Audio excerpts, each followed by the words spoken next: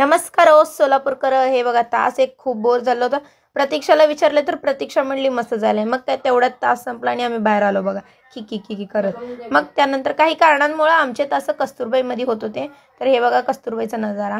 मग काय त्यानंतर उगं निवांत उभारलो होतो, अजून शिक्षक आले नव्हते म्हणून. मग काय तेवढ्यात वर्गात गेलो, शिक्षकांची वाट बघत होतो. पण तेवढ्यात एक मॅडम येऊन काहीतरी सांगून गेली, मीन्स खाली बोलवलेत सर्व विद्यार्थ्यांना. मग काय आम्ही आलो बघा खाली. काय कशासाठी बोलवलं आम्हाला काहीच माहीत नव्हतं. मग तिथे गेल्यानंतर कळालं की हे बघा संयुक्त बघा सोडून जायला म्हणून भांडायला आली बघा.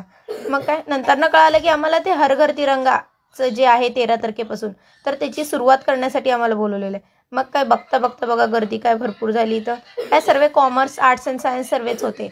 मग काय तेवढं सर्व आम्ही खिकी करत थांबलो. मग सल्यूट वगैरे केलं, जय जय महाराष्ट्र हे गाणं म्हणलं. त्यानंतर परत विश्राम स्थितीत उभारलो. इथून संपला. आम्ही बडबड केला. ह्याच्यामध्ये आमचं एक लेक्चर गेलं बघा. मग काय त्यानंतर ब्रेक होतं. मग मी तर डब्बा खायला बसले, ह्यांच्या दोन बडबड. हे बघा वैशू काय म्हणायली, अगं शाळा शिक, चांगलं होतं जरा शिकून चांगलं होतं ग, शाळा शिक.